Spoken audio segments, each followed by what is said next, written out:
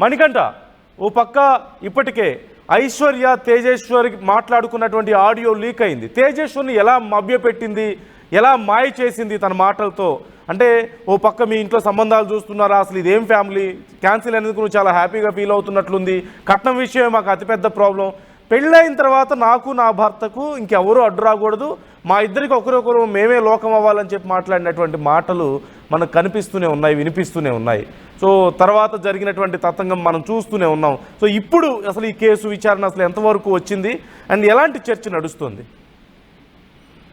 కృష్ణాందు తెలుగు రాష్ట్రాల్లో సంచలనం సృష్టించినటువంటి ఏదైతే తేజేశ్వర్ హత్య కేసు ఏదైతే ఉందో దాంట్లో సంచలన విషయాలన్నీ కూడా బయటకు వస్తున్నటువంటి పరిస్థితి. ఎందుకంటే మొదటి నుంచి కూడా ఎవరైతే ఐశ్వర్య తల్లికి గద్వాల జిల్లాలో కొంత పరిచయాలు ఉన్నటువంటి నేపథ్యంలో గతంలోనే ఐశ్వర్యకు సంబంధించి సంబంధాలు చూస్తున్నటువంటి క్రమంలో తేజేశ్వర్ కి ఇచ్చి పెళ్లి చేయాలనేటటువంటి నిశ్చయానికి వచ్చిన తర్వాత సడన్ గా కొన్ని కారణాలను ఎత్తి చూపుతూ పెళ్లిని క్యాన్సిల్ చేసినటువంటి పరిస్థితి. ఆ తర్వాత మళ్ళీ ఏదైతే ఐశ్వర్యకు అదేవిధంగా తేజేశ్వర్ కు మధ్య కాంటాక్ట్ కావడం, వారిద్దరు కూడా ఒకరినొకరు ఇష్టపడ్డ తర్వాత మళ్ళీ పెళ్లి కుదిర్చి పెళ్లి చేసినటువంటి పరిస్థితి. పెళ్లికి ముందు కూడా ఆడియో సంభాషణ తేజేశ్వర్ అదేవిధంగా ఐశ్వర్య మాట్లాడినటువంటి కాల్ ఆడియో కూడా ప్రస్తుతం మనకు ఆర్టీవీకి రావడం జరిగింది. ఆ కాల్ రికార్డింగ్ లో కూడా వాళ్ళు చాలా స్పష్టంగా మాట్లాడుకుంటున్నారు. పెళ్లి అయిన తర్వాత నాకు నా భర్తకు మధ్యలో ఎవరు ఉండకూడదు, నా భర్త అంటే నాకు ప్రపంచంగా ఉండాలి అనేటటువంటి సంభాషణ కూడా మనం ఆడ చాలా క్లియర్ గా వింటున్నాం. కానీ అంత భర్తను ప్రేమిస్తూ అంత భర్తతో అంత అన్యోన్యంగా ఉండాలనుకునేటటువంటి ఐశ్వర్య ఇంతటి ఘాతుకానికి ఎలా పాల్పడింది అనేది ఈ ఆడియో టైప్ ఉన్నటువంటి వారంతా కూడా చర్చించుకుంటున్నటువంటి పరిస్థితి. ఎందుకంటే పూర్తిగా అటు ఐశ్వర్య తల్లికి అదేవిధంగా ఐశ్వర్యకు కూడా ఆ బ్యాంక్ మేనేజర్ తో సంబంధం ఉన్నట్టుగా కూడా విశ్వసనీయ సమాచారం అందుతున్నటువంటి పరిస్థితి. పోలీసుల దర్యాప్తులో కూడా అదే తేలినట్టుగా తెలుస్తుంది. ఎవరైతే ఐశ్వర్య తల్లి బ్యాంక్ లో పనిచేస్తున్నటువంటి క్రమంలో బ్యాంక్ మేనేజర్ కు ఐశ్వర్య తల్లితో సంబంధం ఏర్పడింది, అదేవిధంగా కూతురుతో కూడా సంబంధం ఏర్పడినట్టుగా తెలుస్తుంది.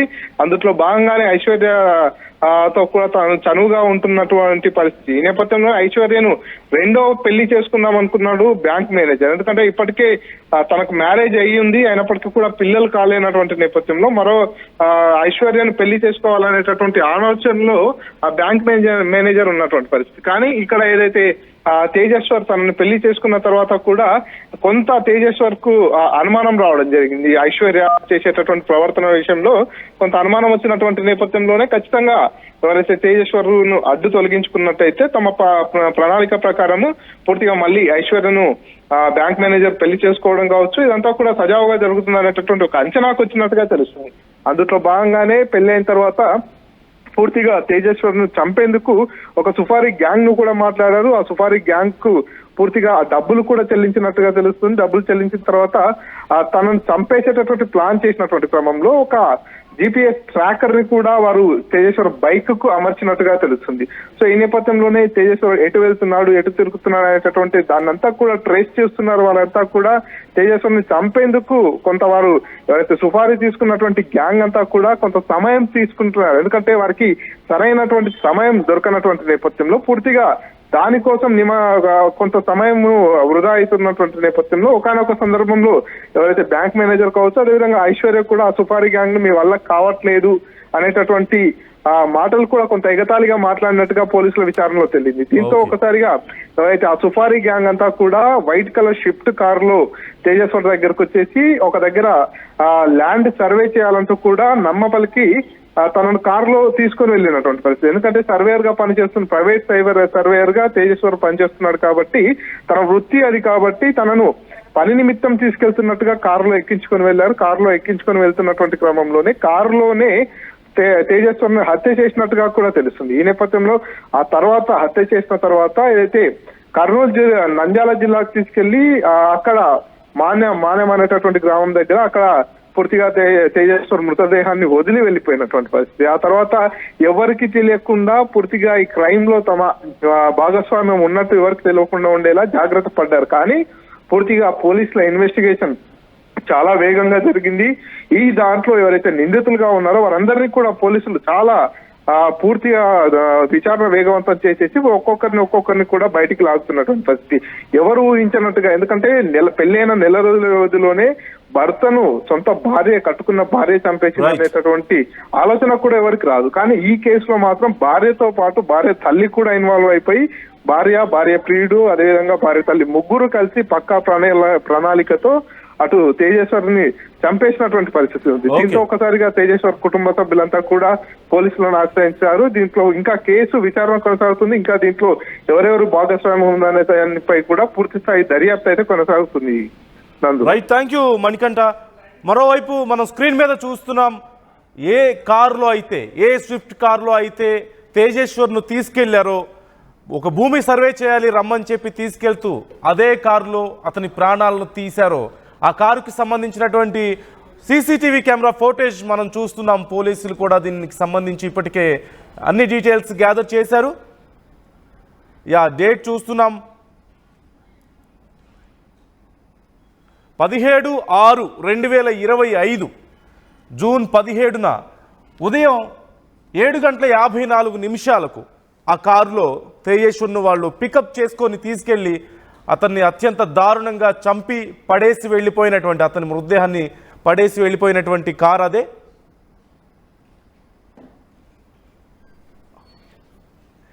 రైట్, స్క్రీన్ మీద మనం చూస్తున్నాం.